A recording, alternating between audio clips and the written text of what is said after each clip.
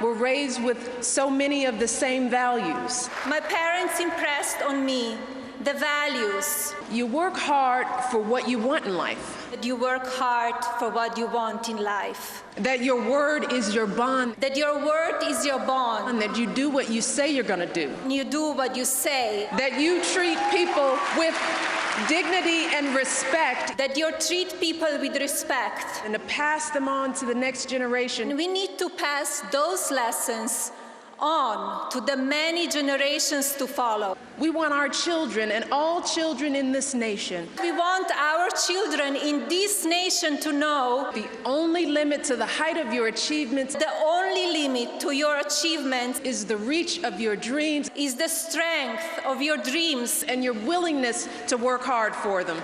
And your willingness to work for them.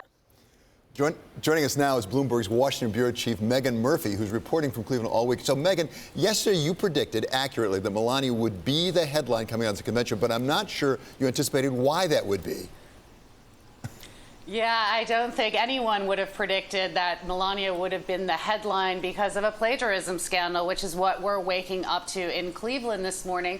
He's now begun his convention with a fight on the floor, scenes we haven't seen in decades at a Republican convention, and now his wife accused of basically ripping off whole chunks of paragraphs from Michelle Obama's 2008 convention speech. Now, this broke quite quickly, and it was noticed on social media first last night after her speech was concluded, within about an hour, and people started going back to the speeches. There is no question when you just hear it there that they are almost verbatim in large sections and sentences of the speech.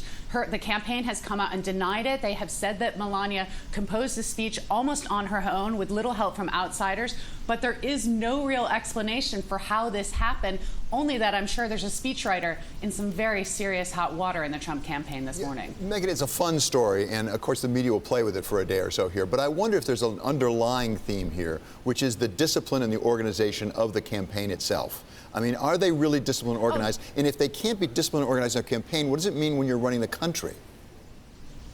David, that's exactly the point. If you can't even get this kind of thing right on what is your headline note and what we've talked about as a night that she had to have a breakthrough moment, that he had to have a breakthrough moment last night. If they can't even do this right, if they can't do a rollout of the VP right, how are they going to get the rest of this campaign right? And those are the questions that people are asking. Now, we turn toward this evening. We turn towards a much more establishment slate of speakers this evening. We've got Governor Chris Christie. We've got Mitch McConnell. You know, we've got some of those figures that were sort of resistant to Trump that are going to be speaking tonight. Can they turn the corner? I'm not so sure. Last night was a spectacle like none we've seen before in terms of Donald coming out to almost a fog in an almost Worldwide Wrestling Federation moment. You know, he is going for spectacle. He is going for glitz. He is going for glamour. But if you can't deliver on the goods, on the content, you're never going to make it out of Cleveland with a big kind of bump that he needs to really close the gap with Hillary Clinton.